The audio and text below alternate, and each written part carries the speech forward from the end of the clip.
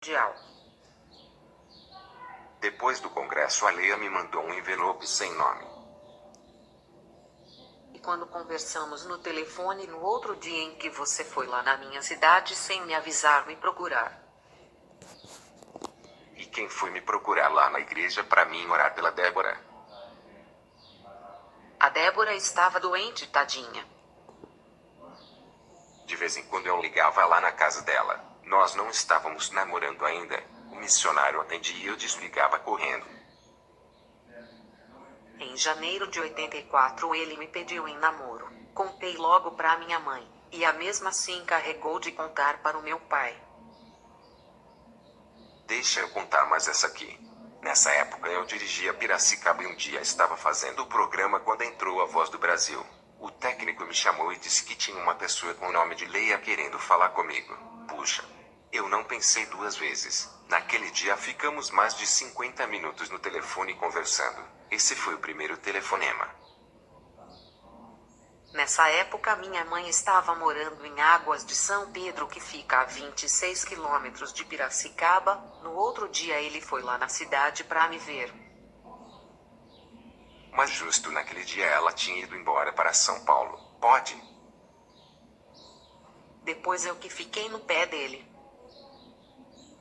Até então o missionário não sabia que vocês estavam namorando. Como foi o dia em que o senhor falou com o missionário? É verdade que o senhor orou 7 horas? Eu fazia programa jovem naquela época.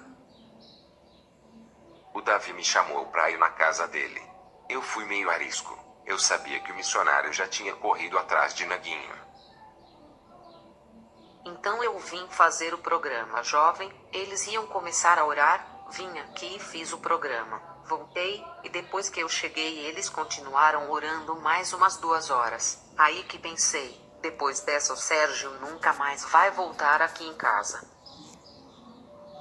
Acho que foi aí que o missionário viu e pensou: puxa, esse rapaz é um rapaz de oração, trabalhador, vai ser um gigante na obra.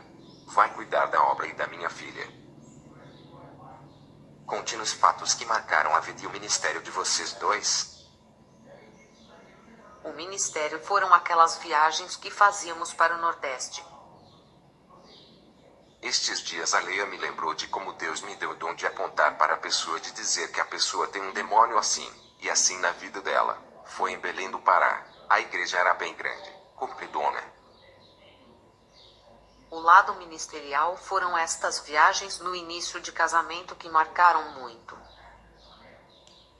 Outra coisa que marcou o nosso ministério foi quando fomos inaugurar a primeira igreja Deus é Amor fora do Brasil. Foi o Aleia e a irmã Irene. Foi em Montevideo, no Uruguai, no ano de 1986.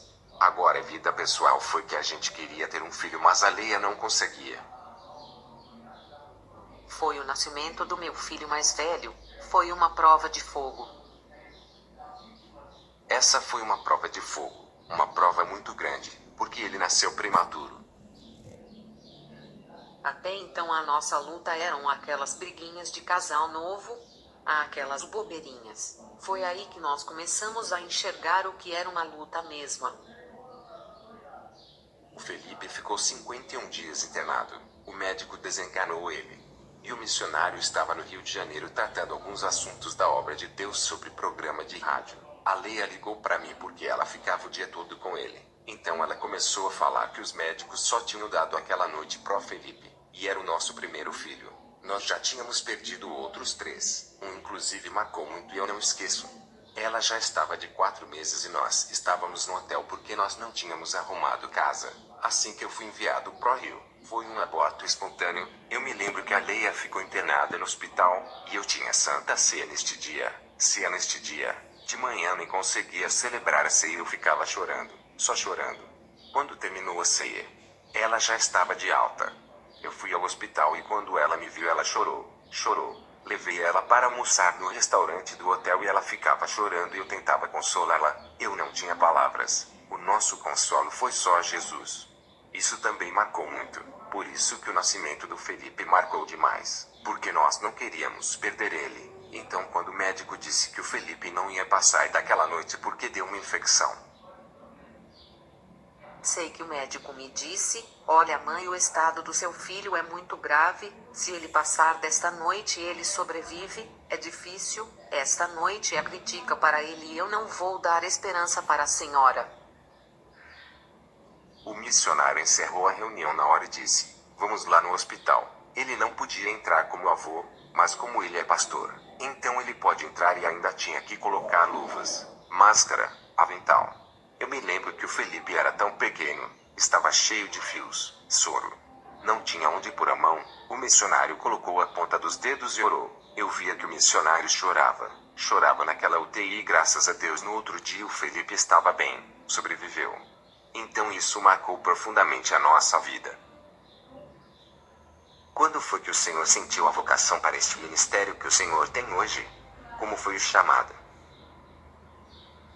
Bom, eu me converti no início de 1977, e me batizei de 03 a 03 1977, e naquele tempo eu era menor de idade e tinha uns 16 anos. O presbítero Luiz Rubio me chamou e me disse que a obra estava precisando de obreiros e eu tinha me balizado em julho. Quando foi em setembro ele me chamou, mas eu não tinha noção nenhuma, não tinha nem paletó. Tinha um cinza que meu pai deixou quando faleceu, então eu usava ele. Mas quando ele perguntou a minha idade eu disse que tinha 16 anos. Ele disse: o irmão é menor de idade.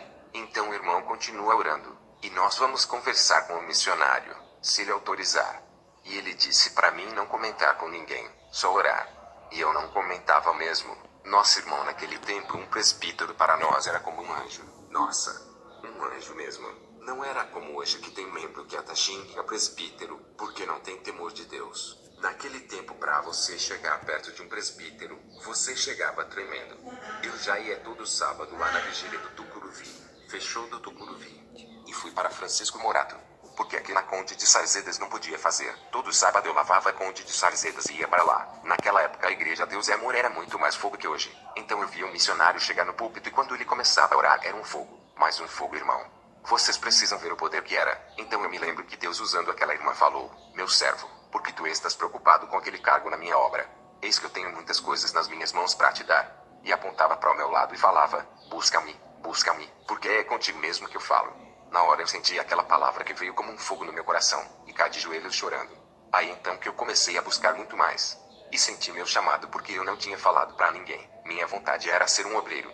E tinha uma igreja Deus é Amor lá perto de casa, mas eu não acreditava que era a igreja Deus é Amor. Minhas irmãs Helena e Eusa diziam para mim: é a Deus é Amor, Sérgio, e eu para elas: olha que vocês estão sendo enganadas. Um dia eu fui, era uma congregação bem lotada, um poder.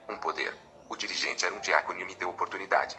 Eu acho que nunca mais ele queria me dar a oportunidade. Nossa, eu preguei, eu cantei, eu orei. Fiz o culto completo de tanto poder que eu sentia. Aí ele pediu para mim ficar um dia na porta e recepcionar o povo. Nossa, eu recepcionava com todo prazer. Mandava eu limpar a igreja, eu limpava. Então ele veio me apresentar na reunião. Naquela época era a sede na